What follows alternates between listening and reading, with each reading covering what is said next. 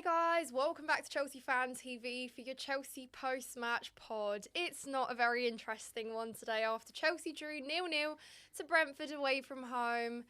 Dan, 0-0, goalless in the end. What did you make of that one? It's awful, isn't it? I mean, it's another ball fest from Maresca's football. We're all over the place when it comes to squad selection, what we're trying to do on the pitch. I don't know where Chelsea are heading this season. I'm praying we get Champions League football, but it's looking less and less likely after that performance. Yeah, no, that was Brentford's first clean sheet at home this season. Thomas Frank got told that after the game and he was so surprised himself. But there we go, giving out teams a little nice stat to hang on to. We couldn't score a goal for the life of us. To our luck, Brentford couldn't either. It was very, very dire on both sides. I think, Brentford could have had about 3 goals in the space of 5 minutes. So did Chelsea, though. What did you put that lack of clinical finishing to? Was it bad luck or were we just not good? I think some of the players aren't good enough. I think it's as simple as that. I think when you start Nkunku up front for the first 45 minutes, you can't hope for much at the moment. He's been unbelievably poor. Look, he might be playing out of position, but I'm so frustrated at how he's applied himself to where he's been asked to play. He might not be happy, and I think we can all understand that being played out of position might affect your mentality, but to the extent that it has, I don't think it's acceptable. I don't think he's been good enough. I think he's almost a waste of a player when he's played for us at times. And I've been his biggest advocate because I actually believed in him, but I feel like he's let the fans down massively. And I also think there are other players in Chelsea's team that just aren't really stepping up at the moment and I don't think have goals in their game. I think playing Jadon Sancho in that attacking role as well to potentially create and score and have that sort of impact that some of the wingers in the Prem do that would be considered of a similar level to him. He's nowhere near it, especially not for Chelsea. Maybe the Premier League is a struggle for him. So I think when you rotate like Maresca did yesterday, it becomes incredibly tough to look at that team and find where the goals are because I don't think they're there. No, I agree. And the thing about Nkunku is he is becoming increasingly frustrating. The thing is, I, like you, advocate for him to get game time, but when he came to Chelsea, I thought he'd be more of a 10 maybe, like in that kind of playmaker role. I think obviously, at Leipzig he played in various positions, kind of as a second striker as well often. But I think, he's not a like-for-like player to Jackson, is he? And the way that Maresca's utilised him is confusing because he says himself he's not a number 9, yet he'll play him there time and time again. And he subs him off for Jackson, so that literally reinforces that he does view it as a like-for-like sub. Now, he kind of defended him after the game and said, to us it might look like he's lazy, without using that word in particular, but he does put the effort in and it's there in training and it's there in obviously warm-ups, etc. But why is it not there on the pitch? It's very tough because to me it looks like he doesn't want to be here at Chelsea, and obviously that isn't entirely the player's fault because let's be real, it was made crystal clear to him that he wasn't part of Chelsea's long-term plans. The moment a first decent offer comes in for him, he's gone. Except how can you demand 65 million for a player that shows that on the pitch? How much would you actually rate Christopher Nkunku right now if you had to put a price tag on him? What's like a realistic fee to ask and demand? I would probably say somewhere around 40 million because I actually believe the player's still there. Yeah. I think there is a slight decrease in value because of what's happened at Chelsea. Maybe Premier League clubs would be less interested in him. I've got this awful feeling that he goes off somewhere else and he does do well because I think there's a player there that was capable of scoring a lot of goals, but we've seen a number of players come to the Premier League from Germany and struggle, and maybe he's just another one of those. I mean, Manchester City seems to have got it right from players from the Bundesliga, but maybe Chelsea just aren't doing it. I think Havertz, Werner and Nkunku now for a lot of money is potentially a pretty poor record as it goes from recruiting from that area of the world. Should we just stop doing business with German clubs? Maybe. Maybe that's the actual takeaway from this all. But yeah, and I think the reason we've kind of singled Nkunku out is because yesterday could have been a very simple 1-0 for Chelsea, actually, when you look at it. It was a chance that actually, people talk about Sancho, but actually Sancho could have assisted Nkunku had he finished that. True, do you remember? It was a very simple square from the left flank. Sancho timed the pass perfectly. Nkunku just couldn't control it on his feet and he messed it up. So again, you're looking at potentially praising Sancho in yesterday's game, but he was costed. He was costed, and you see it time and time again. So it's almost the very basics that Nkunku's lacking in games, like the very simples of going to a ball as opposed to waiting for. Brentford pressed us, and that's no way you can play against Brentford and expect that, you know, the ball's going to come to you. Everyone's going to wait. So that's where the frustration with Nkunku is, isn't it? So that's why we talk about him. I think that's where the fans are identifying a lack of like work rate and intensity and wanting to be part of the club. Because I think if you care about the result and the team, you'll try your best to get on the ball. You'll try your best to make movements that help out your fellow teammates. And I don't think we're seeing that from Nkunku, really. Yeah, no. Well, let's talk about the attack, because there was a lot of rotation, as you mentioned earlier, and I think we were all taken a bit by surprise, because the thing I always say is it's not exactly like we've been playing high intensity games week in, week out, right? We're not in the Champions League, let's be real. Until about, you know, up to the round of 16, we were rotating heavily. We had a pretty much A and a B team, as people like to call it, to play in the Conference League. So it's not exactly like we've been running these players into the ground of minutes. Yes, they've been going to international break. We have had injuries. They have had time to recover, but obviously, Maresca talked about why he rotated, and I understand that there is and there should be enough quality really to rotate like you do and get a result. But unfortunately, we're not in a position right now where we can actually afford to rotate as much. I think, in my opinion, what I would have done is I would have started Palmer, I would have started Jackson, and I would have taken them off after the job's done. Instead, it was quite kind of backwards, and you still had to turn to those players to come on, and they still couldn't get a result in the end because it was too late. But what were your thoughts on the rotation and why Maresca justified it and how he justified it? I mean, as soon as I saw it, I thought that was Maresca showing that he believes the Conference League's more important than where we finish in the Prem and get in top four. I think that lineup showed that. I think that's a Resting team. Players for Thursday. Yeah, that's what I mean for against Legia Warsaw, which I believe that team that was out there yesterday probably could get a result against Warsaw rather than maybe against Brentford away. So, and we know how difficult that fixture is. We drew that 2-2 last year. If Maresca does his homework like he says he does, he watches 5 games of the previous games that we've played against that team, he should have seen that is we've struggled against Brentford no matter when we've played them, home or away. That's a game where you need to go with your strongest team, because 3 points against Brentford is massive, especially with where we are in the league, especially with other teams dropping points or gaining on us. I mean, Villa were 10th not so long ago. They're on our coattails now as well. So, look, Maresca got it wrong yesterday for rotating like that in the Premier League, in my opinion, because I believe the Champions League qualifying for that is more important for me than probably the game against Legia Warsaw, which I think we could manage with the likes of Nkunku potentially on the pitch, Sancho, a little bit of rotation. Maybe if you're going to drop Pedro Neto against Legia Warsaw, you might understand, but to do it against Brentford, I don't think that's right. Palmer as well. Jackson for 45 minutes. They're players that can win you a game of football when they're on form on their day. Absolutely. And I think the substitutions showed us that as well, right? Because it livened up in terms of like attacking outlook, creativity, playmaking. That all changed when Neto, Jackson and Palmer came on, didn't it? Neto took risks straight away, didn't he? He was Come direct. On, took shots, tried to make something happen, which is what was obviously lacking for 45 minutes until he come on, if not more. What was it 60 minutes he come on? 60 minutes, 60 minutes. Like so that. For an hour, we pretty much had players that were so rigid in the system, not willing to take risks. And I think that's a repeat pattern we've seen this season under Maresca. Yeah. So why do you think Neto got the freedom to do what none of the players did in the first half? I think Neto probably rebels against instruction, actually, to be honest what, with you think it's Maresca? Sod off, I'm not doing what you tell me. I think Maresca knows, maybe doesn't know that he can't ask Neto to do certain things, but I think he knows Neto's going to have his own mindset towards trying to win the game of football, which I think Cole Palmer has at times as well. They'll go against instruction for the benefit of the team without it hurting the team too much at the same time. And I think that's what you get with those type of players, is they know how good they are. They know they can turn the game on its head in an instant with a moment of magic, which we've seen them do. And I think Neto felt like that was what he had to come on to do.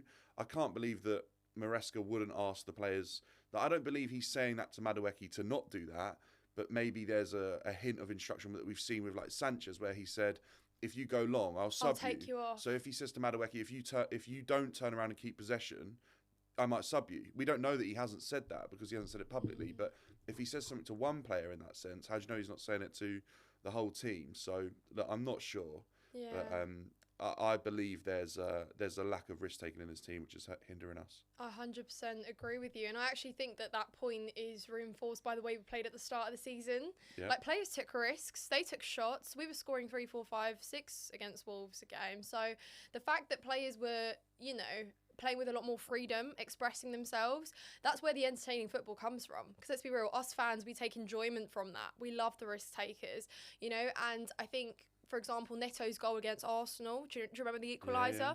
Like, we've been deprived of goals like that. Just have a crack, you never know. And I think it's so, so important that, players do that and have that, and when they have the quality like Palmer does, like Neto does, and Sancho, I do like to believe that you just have a go.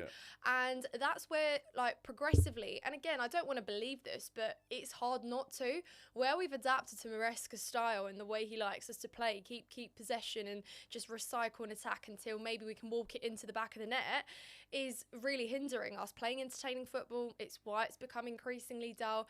And at the end of the day, it's not getting us the results as we saw yesterday. So actually, what's the point, really? I guess you could justify it if we get our Champions League football, if we win the Conference League. But what next?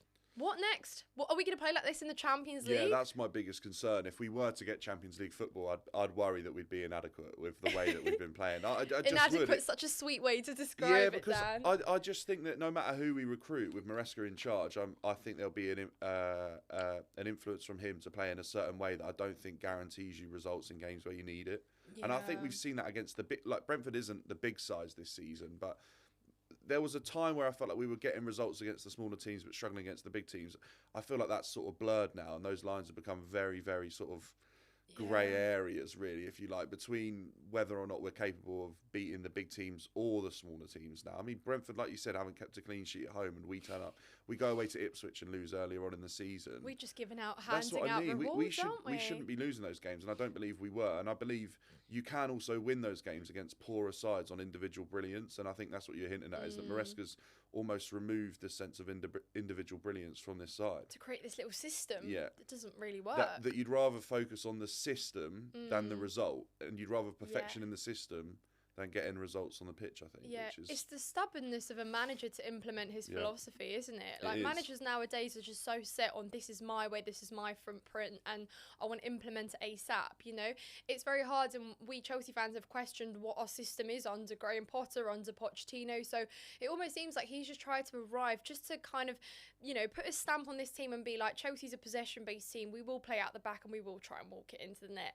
And as dull and as, sad as that sounds, it just seems like it's reality.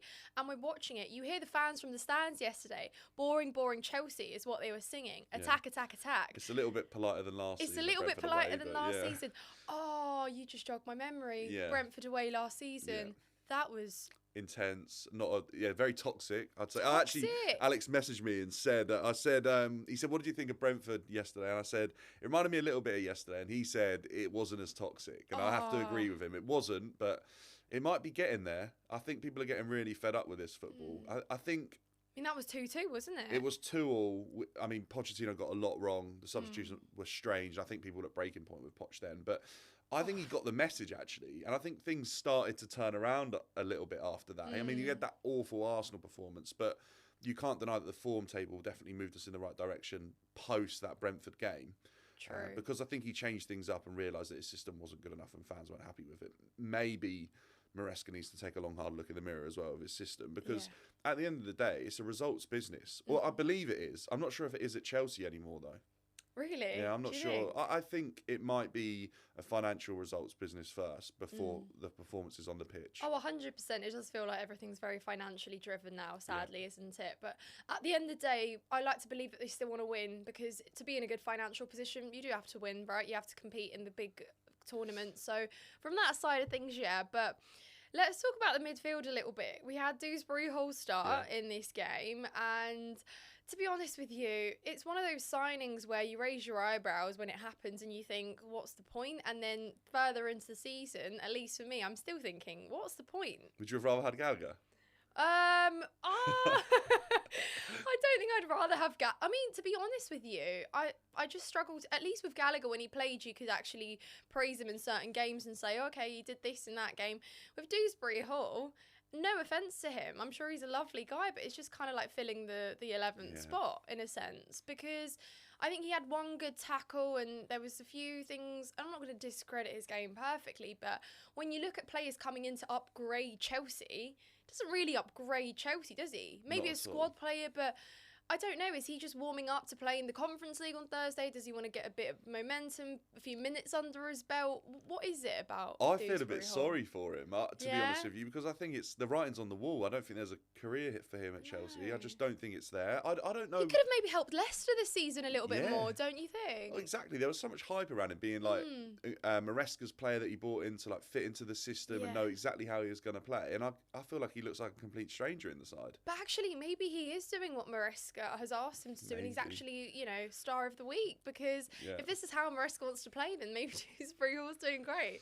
Now, I'm not going to pick on a player that doesn't really play much, and it's obviously not Dewsbury Hall's fault, but Enzo Fernandez got there was a bit of a divided opinion on his performance. What do you make of Enzo? Because he's been brilliant, can we agree? Yes, yeah, definitely. I think he's started to look worth his price tag this season, I would say. I think this is the minimum it needs to be at, by the way, when you cost that amount of money. I think you have to keep improving, but this is what I would have expected to see.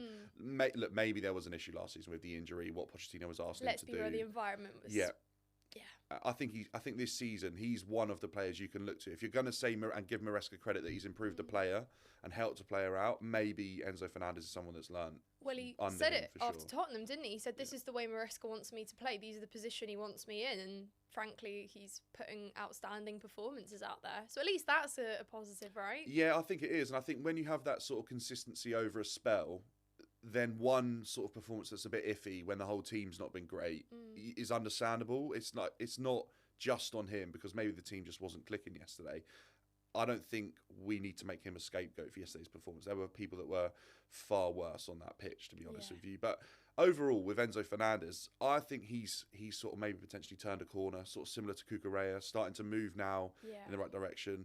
There's a passion for him in the club, the way he pats the badge. I love it. He's a winner, isn't he? He is, yeah. I think back to that moment with Mason Mount against Manchester United. And I sort of always believed that potentially if he could find that a little bit more, that this is a sort of player that Chelsea fans get behind. 100%. History proves that with other players of a similar sort of calibre. And I think the ability's there. We see for Argentina an unbelievable player, and I don't think that's quite been unlocked in the Prem yet, but he looks fitter, stronger, sharper, and Mudrik's trainer is obviously doing a good job of him. Yeah. Because that's obviously who he's working with now. You just love it. When you don't question a player's effort, his work rate is insane. I think his passing range is just phenomenal. I honestly will use that word because some of the passes he was making even in that Tottenham game were outrageous. Like, he's got a great vision, and I think that will actually improve because he's still so young.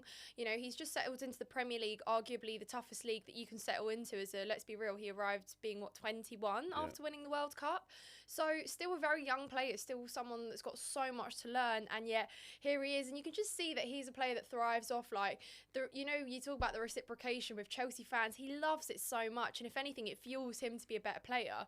I did have my apprehensive thoughts when he got the captain armband because I thought, do you really want to give that pressure? It has a lot of weight wearing the captain armband to a player who's had a tough time settling in, who's had Chelsea fans tell him that we're a better team without him.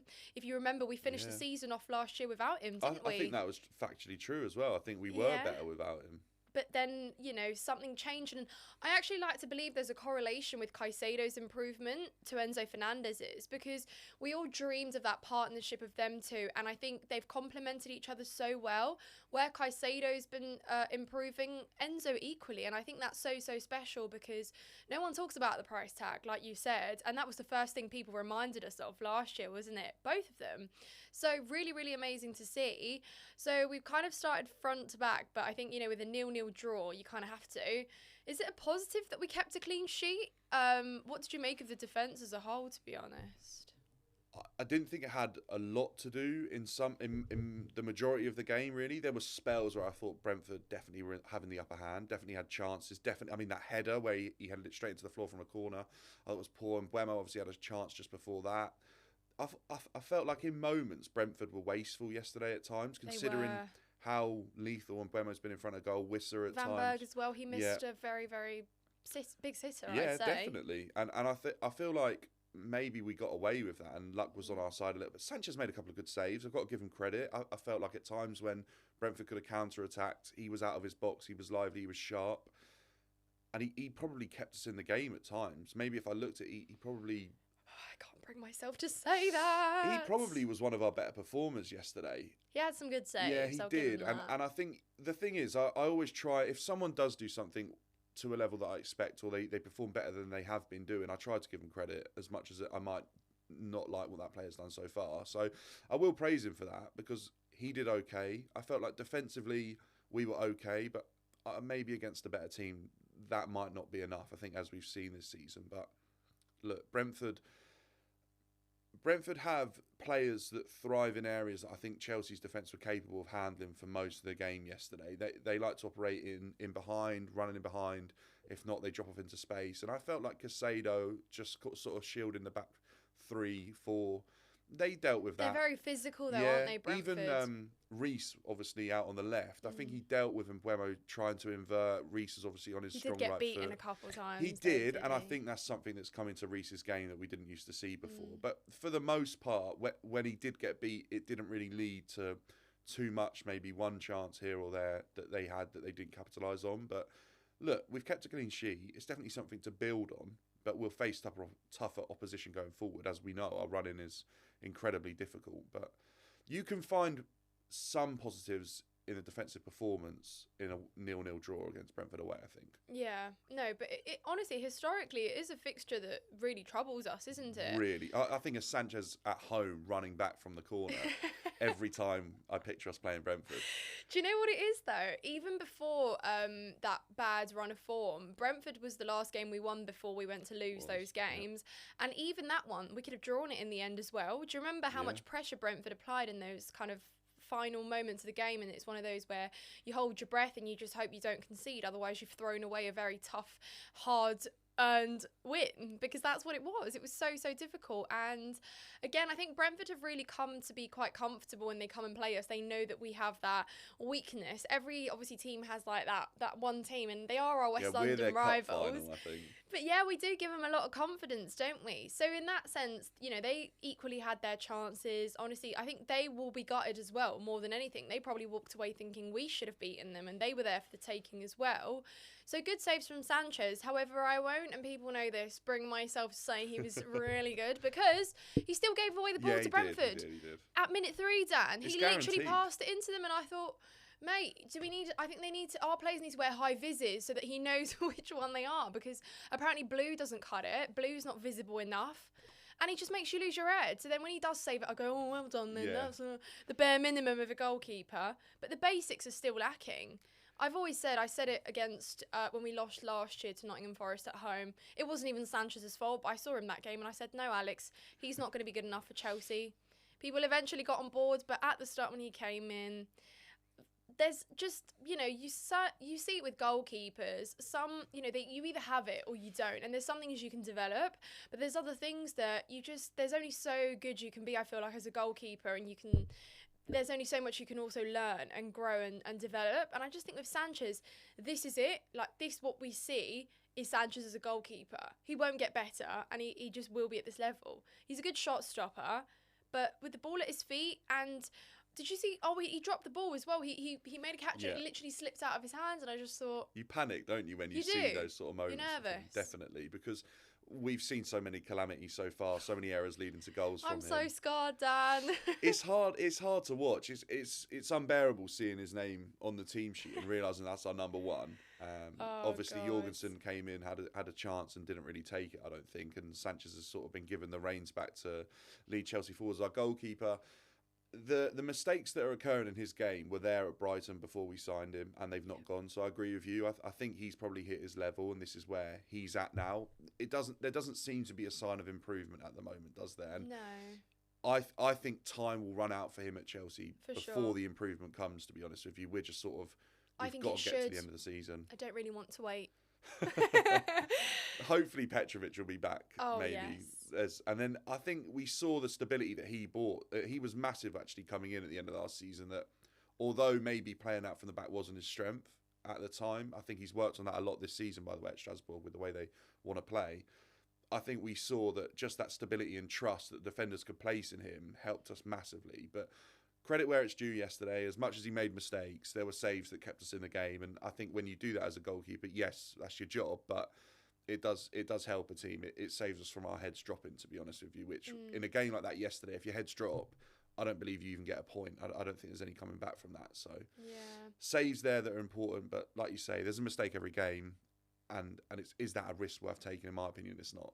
He makes our defence nervous as well. Definitely. I don't know if you can see it, but there's so many times where, and I think this is where teams know how to set up against us. Just press us up top, press high, because and just wait for you will force errors out of us, because you can see that, especially with players that are, like, I still believe Levi Colwill, he's not as comfortable yet with himself, especially like on the ball and one-on-one defending. You can still see that kind of frailty is there.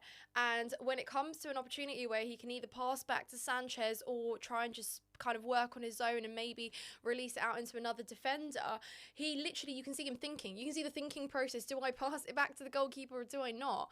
And that's not really what you want from young and upcoming defenders, to not trust their goalkeeper, when arguably that should be your kind of plan A. If you're being pressed, just pass it back and relax the game a little bit, and then, let the keeper distribute out again. But he does make our defence nervous. So overall, I think collectively I came into the season worried about our defence, but also worried about kind of Sanchez working with these players. I guess from Sanchez's standpoint, it probably doesn't help that the defensive line changes so much, because obviously communication and chemistry will eventually, lack as well if you've got a different starting back four or back three every game. So from that side of it, I see it. But again, I'm over Sanchez personally. Like you say, I don't think Jorgensen personally is any better, really.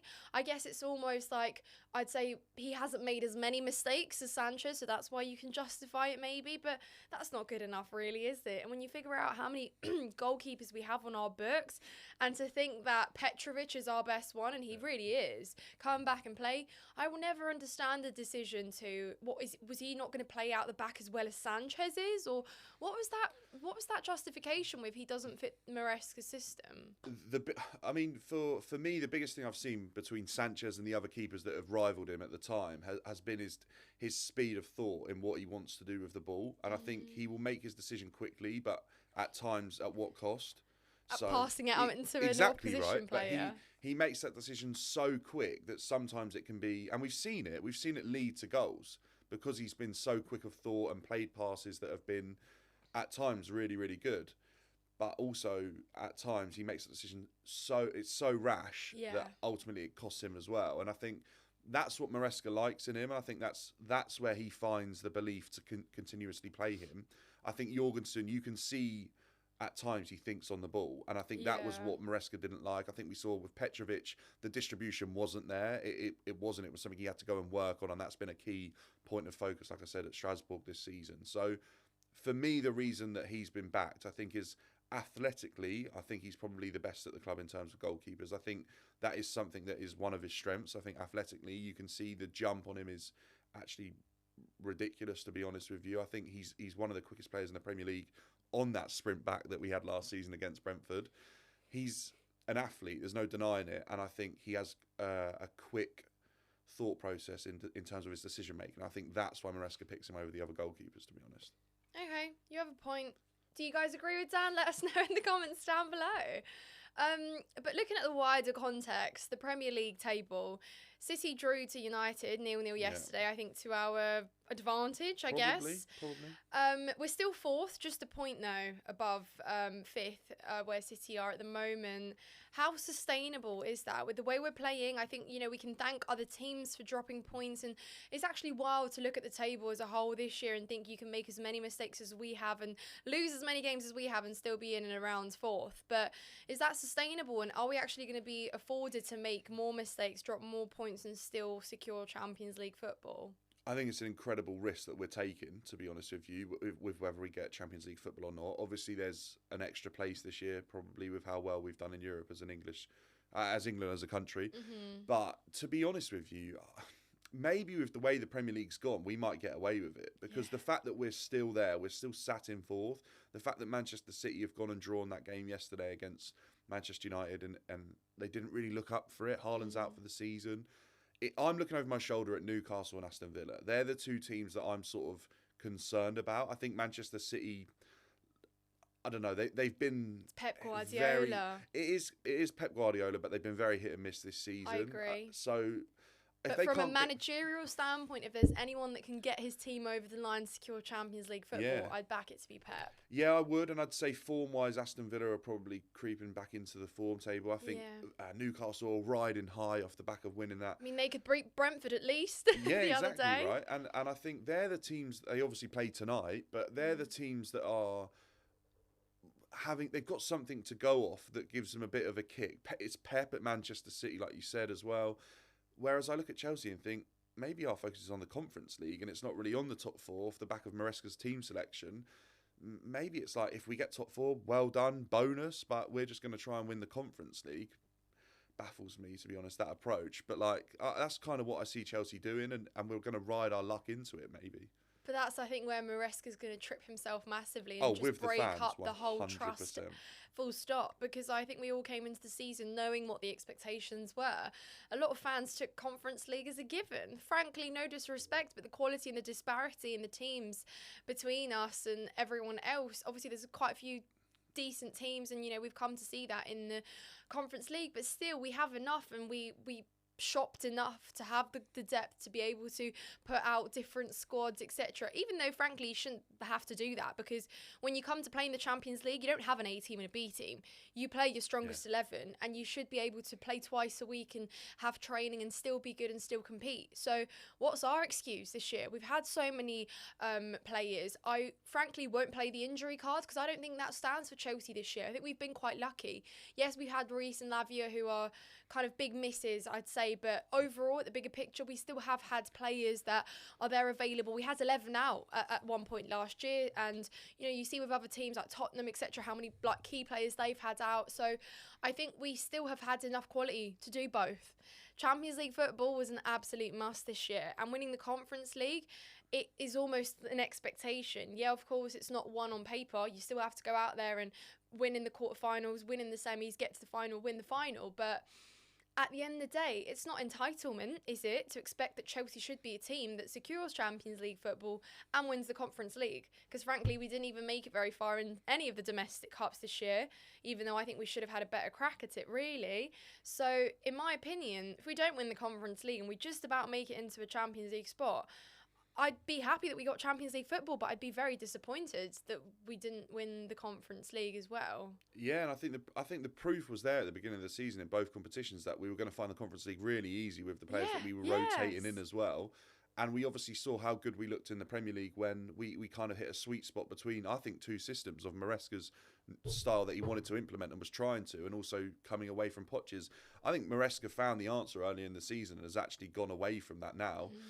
And I think potentially, there's now a chance that this season could end really weirdly for Chelsea off the back of such promise at the beginning. But I think the club knew how easy the Conference League was. That's why they were happy for so many players to leave off the back of January. We let a lot of players leave that were starting week in, week out in the Conference League, right? Yeah. So I think they knew that we were probably capable of winning that at probably 70%, and our biggest test would come in the final if we make it there. I think at the beginning of the season, I said, before I'd even seen a ball kicked in the Conference League, I said semi-final is an absolute minimum. As soon as I saw a ball kicked, I was like, we got to win it. So we have to, no matter what happens. If Maresca fails to do that, I think that's failing the basics, to be honest with you. For me, Champions League's more important. I know winning that trophy is something, but for me, I'd rather be in the Champions League, to be honest with you. I'd be putting my focus on getting Champions League. No, of course, and I agree that that's absolute priority. It just will feel like a bit of a failure that we didn't win the Conference League. Yeah, like I said, we should be able to win that at 70%, even if a player's a little bit tired. Injury-wise as well, look, we've had some players that injured, but I agree we've spent so much money and we've got so much talent in this team that then it's nowhere near as bad as last season. I think the biggest miss potentially is probably where Jackson went missing, obviously, with his injury. I think the team looks better for having a striker in it, even if he's not scoring goals. We play better. I think the system works a little bit better. I think Wesley Fofana's been a huge miss, obviously, when he's not been able to be fit. I think Maresca's system definitely struggles. I think Wesley Fofana gives the defence a second chance with his recovery pace, to be honest. And I feel like they're big misses, but we've also got players to get around that, and Yeah. we've got so much depth in attack that we've got players there that should be able to win the game even if we do concede defensively. And I think we're not doing that at the moment. And look, fingers crossed, we get over the line in both, and we do get there, and we just scrape through. But there's a concern there that I don't think was there for Chelsea fans probably prior to mid-December. Yeah. And if you look at the last couple Conference League games, actually, there are a lot of signs to be a bit concerned.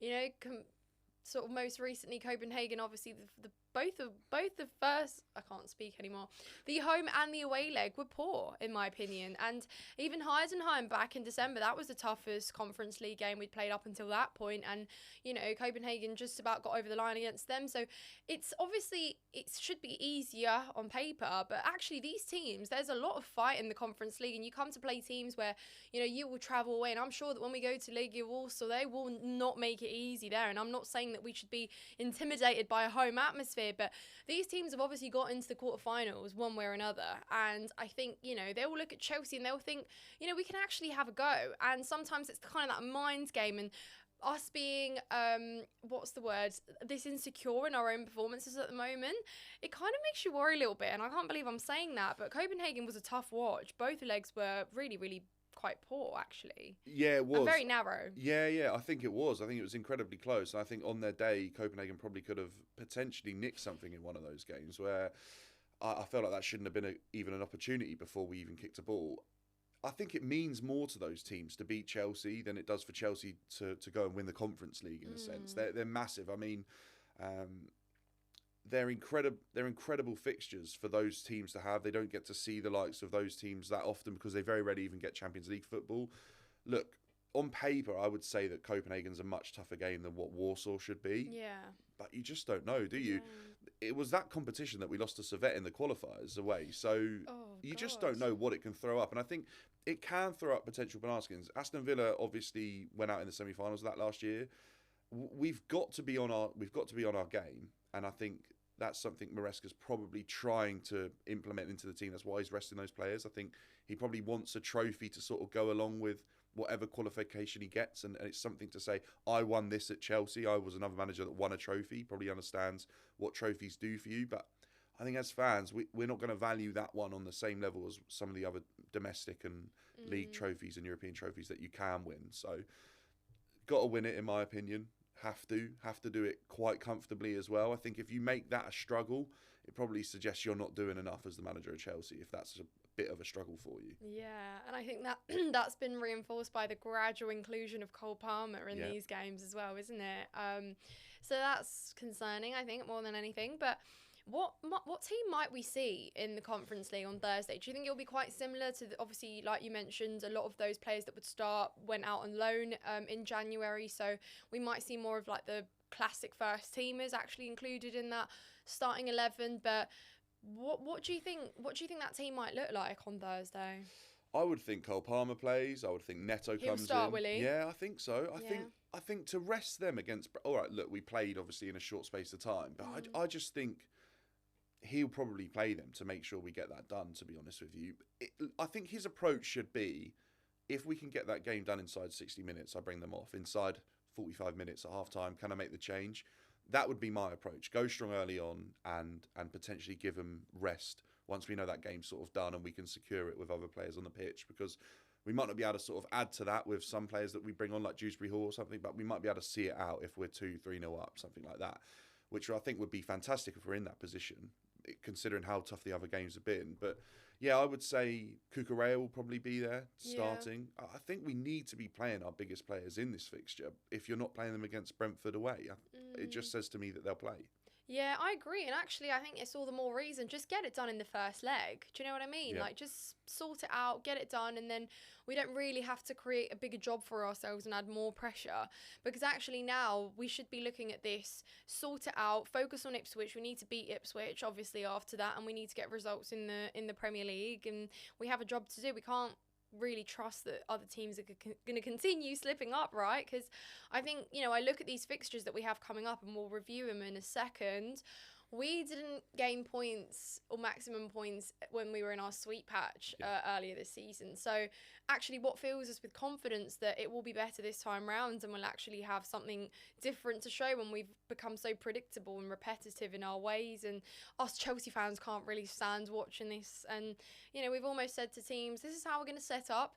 So you can almost revise up until that moment what you're going to do to counter that or do differently.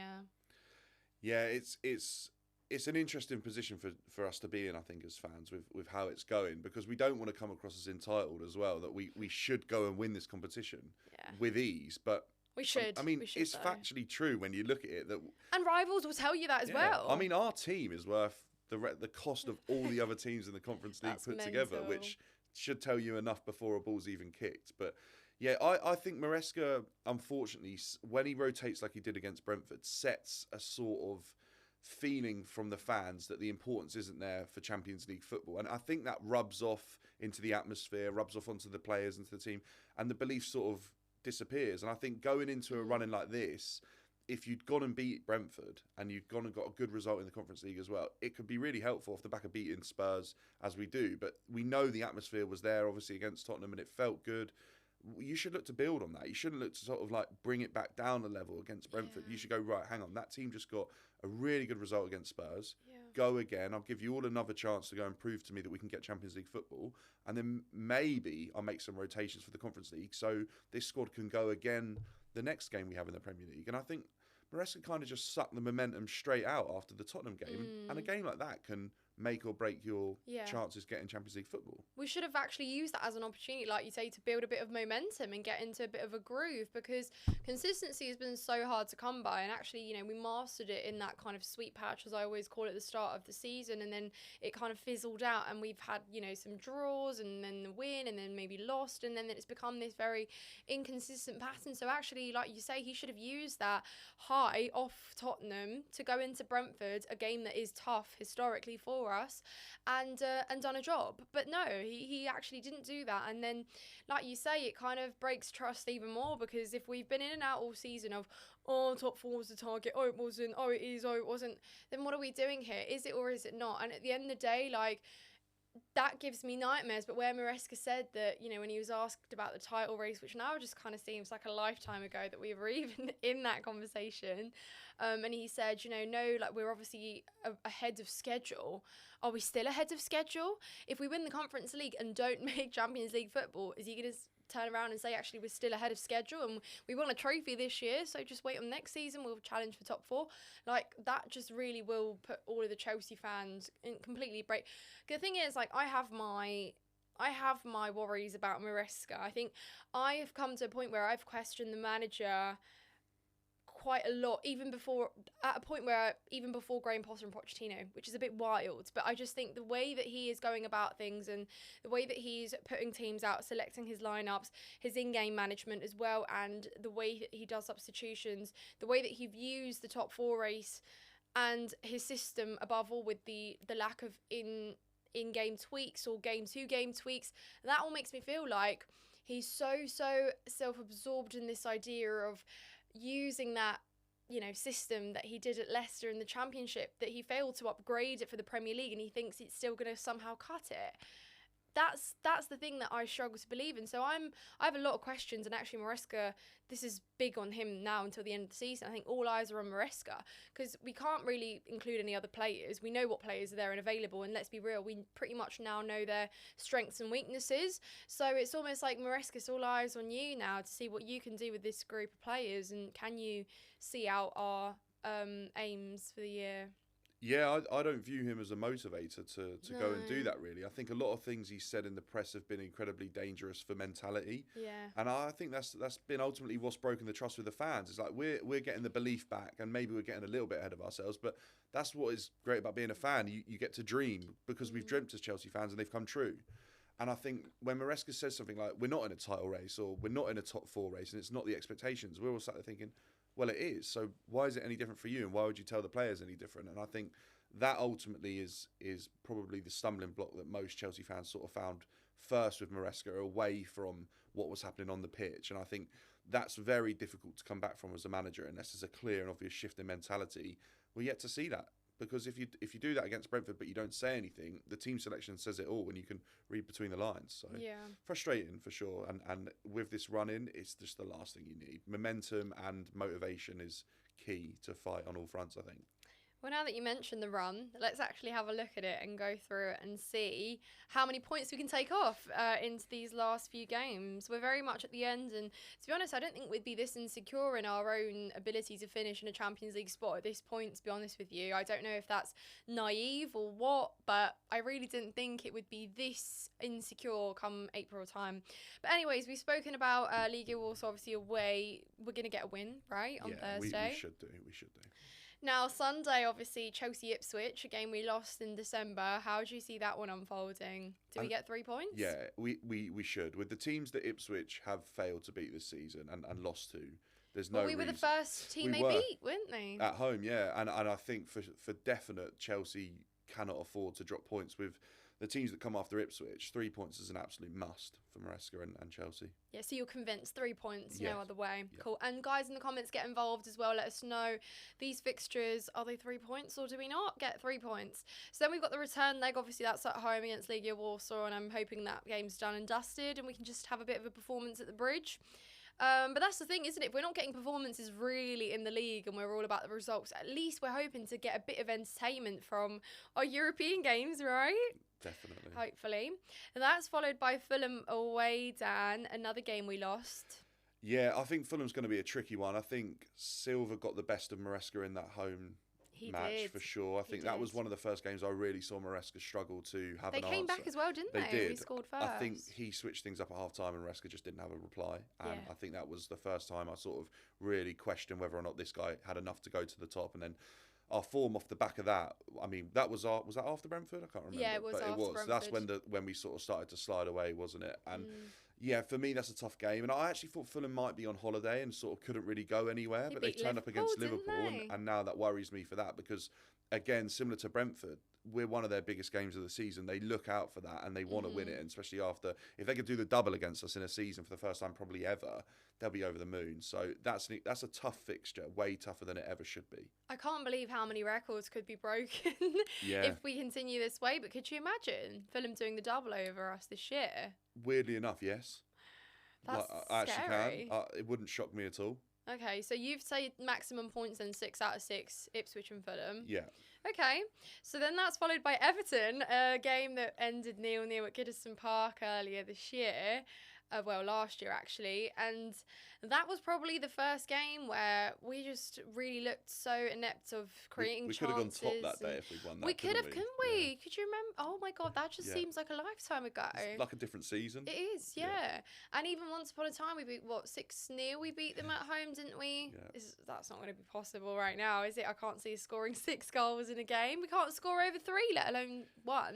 Yeah, I think they're a different Everton side as well under David Moyes as well. I think they look like, at one point I thought they were ready for the drop, to be honest. Yes. I think David Moyes completely turned things around. We've seen that with them. They look sturdy. They look like they can fight and win games, which they make it so difficult. Exactly, and I think that's where this Chelsea team struggles. I think if it struggles with anything, it struggles in physicality, and it struggles with those type of teams that are willing to sort of put football and the technical side of it on the back burner and go and win a game through set pieces, make it really tough. And look, Everton's a tough one, but we've got to be winning those games against teams down in that position in the table. We have to. So 3 points? I would like to say so, yeah. Because so we're in a row here, 9 out of 9, 3 wins in a row. And I think 9 points puts us 1 point off of Pochettino's tally from last season. Okay, let's see if you're going to keep the energy with Chelsea-Liverpool. We lose. We lose. Yeah, I don't see that going anywhere. Just gone. I thought you were going to give me some hope here, maybe optimism. Unless Liverpool are on this destiny for a ridiculous bottoming. They're on the beach with their cocktails they're just trying to, at that point. Sky have called them up and said, look, everyone's a bit bored of the football at the moment. Let's make it a bit more entertaining. Lose a few games. I don't see us getting any points in that one. Maybe like a red card and they get a man sent off and we get a draw. That could happen. Our performance against Liverpool earlier on the season was really good. Best against the top side this year, Probably I think. was, and I think we've regressed, and I don't see us being anywhere near that, to be honest. So I'd say we don't get any points out of that fixture. Okay, that's okay. And then obviously, so we have 2 TBC games. Obviously, we've got Newcastle away and Manchester United at home.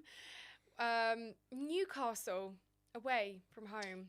That game, obviously, we lost. We went out in the cup against them after we narrowly beat them at home that weekend, and I thought that game could have gone either way. Yeah. You've seen Newcastle; they can also cause damage, and they've had some high-scoring games themselves. But I think they're just going to look at Chelsea at that point in the season. Think, yeah, we fancy them. We fancy getting a job done. I think that game is going to be incredibly pivotal in the race for top 4. Oh, it will or be. Champions League. Yeah, if it comes, especially if like our results go the way they do, I think Newcastle have a decent run actually in the next couple games. If I'm not wrong, maybe I'm thinking of Villa here, but you know.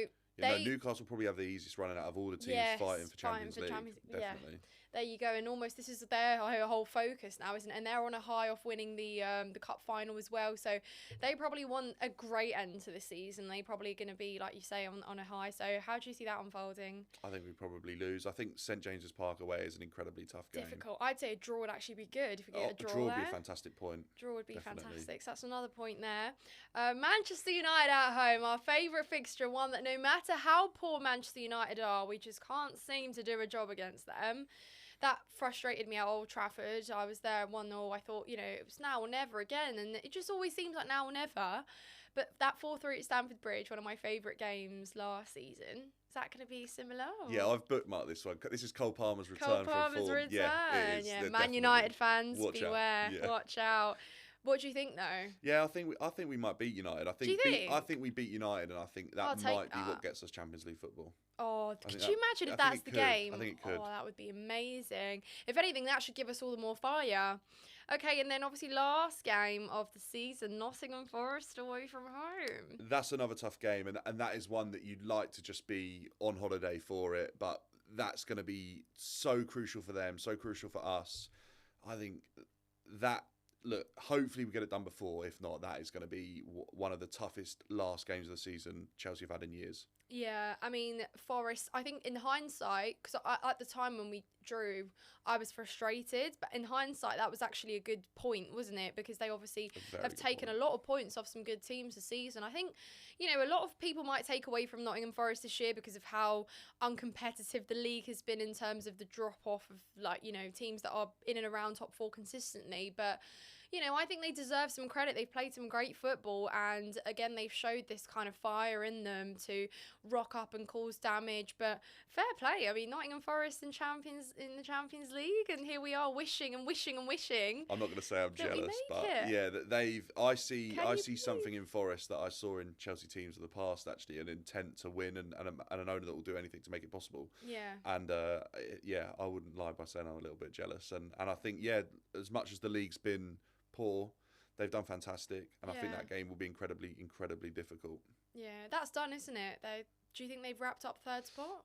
No, not yet. Can you see them dropping off and dropping out? Actually, let's look at Nottingham Forest's run really quickly, because I mean that would be incredibly devastating for them. But they've got Everton, Tottenham, City, Brentford, Palace, Leicester. I think they've done enough to get Champions League football. I don't think third place is locked up and safe yet. I think slightly at risk, but who knows? They could even end up above Arsenal. You just don't know. It's only a 4-point gap, and actually that means really nothing at this current moment. They'll get Champions League football, though, is what I'm saying. I don't think they'll drop out.